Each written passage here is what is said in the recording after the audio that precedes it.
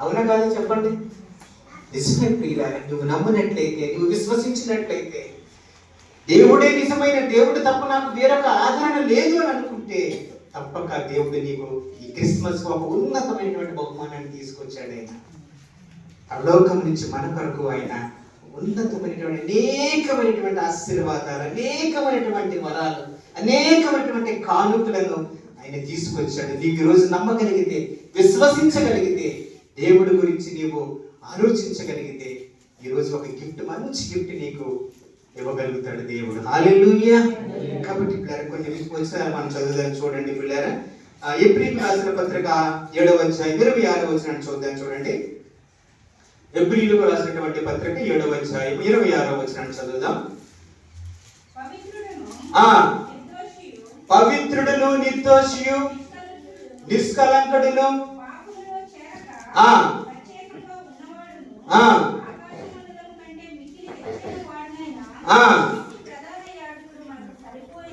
హల్లెలూయా. ఎవరట? మనం అనుకున్న దేవుడు పవిత్రుడు, నిర్దోషి, నిష్కలంకుడు, పాపులలో చేరక ప్రత్యేకముగా ఉన్నవాడు మన దేవుడు. హల్లెలూయా. మరి మనం ప్రత్యేకంగా ఉన్నామండి. లోకంలో దేవుడిని నమ్ముకున్నాం. ఎంతమందికి ప్రత్యేకత ఉంది? ఎంతమంది లోకం నుంచి వేరు చేయబడ్డాం? పవిత్రంగా, నిర్దోషంగా, పాప కలంకము లేనటువంటి వారంగా ఎంతమంది జీవించగలుగుతూ ఉన్నాం? ఎన్నో క్రిస్మస్లు అయిపోయాయి మన జీవితంలో. అవునా కదా చెప్పండి? ఎన్నో క్రిస్మస్లు చేసేసుకున్నాం. ఇక కాలం సమీపించింది, దేవుని యొక్క రాకడకు సమీపంగా ఉన్నాం. మనం ఎన్నో సంఘటనలు జరుగుతూ ఉన్నాయి. వాటన్నింటినీ మనం చూస్తూ ఉన్నాం. ప్రియ సహోదరుడ, సహోదరి, దేవుడు పవిత్రుడు, ఆయన స్వయంభవుడు, ఆయన ఎటువంటి పాపము లేనివాడు. మనమైతే తల్లిదండ్రుల కలయిక వల్ల మనం పుట్టాం. కానీ యేసుప్రభు వారు పరిశుద్ధాత్మ వలన కన్యక గర్భాన పుట్టారు. చాలా మంది శాస్త్రవేత్తలకు, డాక్టర్లకు, పెద్ద పెద్ద సైంటిస్టులకు కూడా అంతు చిక్కలేనటువంటి ప్రశ్న, ఎలా పుట్టాడు? కన్యక గర్భాన్ని ఎలా పుట్టాడు? అదొక ప్రశ్న.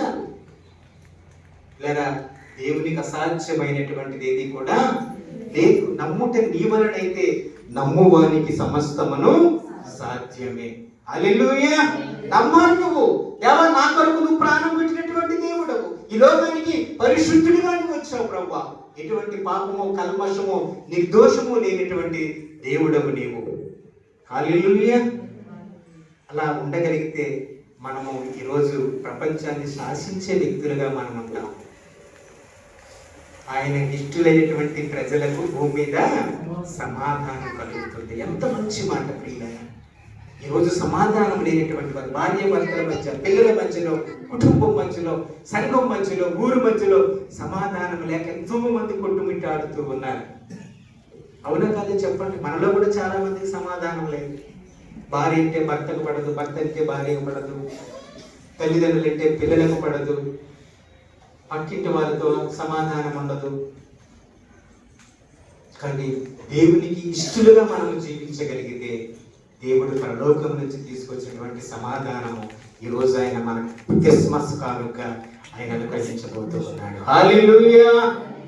గమనించండి పిల్లలు, మనం ఆరాధిస్తున్న దేవుడు 100% నిజమైనటువంటి దేవుడు. ఆయన తప్ప వేరొక దేవుడు లేడు. చాలా మంది నిజమైనటువంటి దేవుడు పుడతాడు అని అనుకొని చాలా మంది చూశారు. చాలా మంది శాస్త్రవేత్తలు వీళ్ళందరూ. అందుకే నక్షత్రం పుట్టింది, అది తూర్పు దిక్కున నక్షత్రం పుట్టింది. చాలా మంది చూస్తూ ఉన్నారు. చూస్తూ ఉన్నప్పుడు ఎక్కడ పుడతాడు దేవుడు, ఎక్కడ పుడతాడు? వాళ్ళ గ్రంథాలు అందుకే ఒక మంచి మాట రాయబడి ఉంటుంది. చూడండి, కీర్తనలు 40వ అధ్యాయము 7వ వచనంలో ఉంటుంది. చూడండి, కీర్తనలు 40వ అధ్యాయం 7వ వచనంలో ఉంటుంది అన్నమాట. అప్పుడు పుస్తకపు చుట్టలో రాయబడిన ప్రకారము, చూసేటట్లేరా? దేవుడు ఏదో అనుకుంటే వచ్చే లేదండి.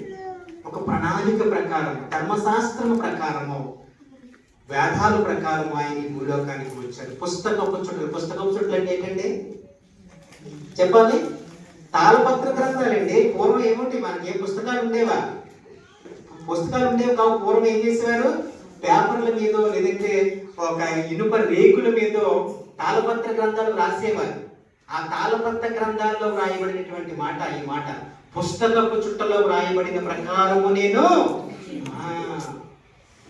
మీరేదో అనుకుంటేనే వచ్చేది, ఒక ప్రణాళిక ప్రకారం, ఒక ఉద్దేశంతో దేవుడు ఈ పరలోకము నుంచి భూలోకానికి వచ్చాడు పిల్లరా. కాబట్టి మీరు గమనించండి, మనం ఆరాధిస్తున్న దేవుడు నిజమైనటువంటి దేవుడు. ఇంకొక మాట చూద్దాం చూడండి పిల్లరా. యెషయా గ్రంథం 7వ అధ్యాయము 14వ వచనం చదువుదాం చూడండి. యెషయా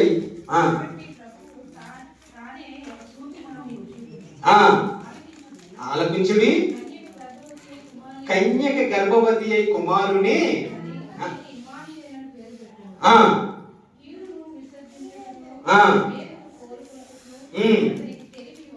చాలమ్మా.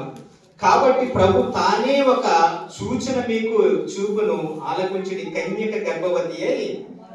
ఇది వాగ్దానం పిల్లలు. అందుకే అంటాడు ఈశ పుత్రాంశమారి విద్దకుమారి గర్భ సంభవం. అంటే కన్యక గర్భాన పుత్రుడు జన్మిస్తాడు. ఈ పుత్రుడు మాత్రమే సర్వలోక పాపాలను క్షమించేవాడు. ఈశ పుత్రాంశమారి విద్దకుమారి గర్భ సంభవం. కన్యక గర్భవతి అయి కుమారుని కంటాది. ఆ కుమారుడే ఈ లోక రక్షకుడు. ఇవన్నీ యెషయా ప్రవచించినటువంటి వాగ్దానాలు ప్రియులారా.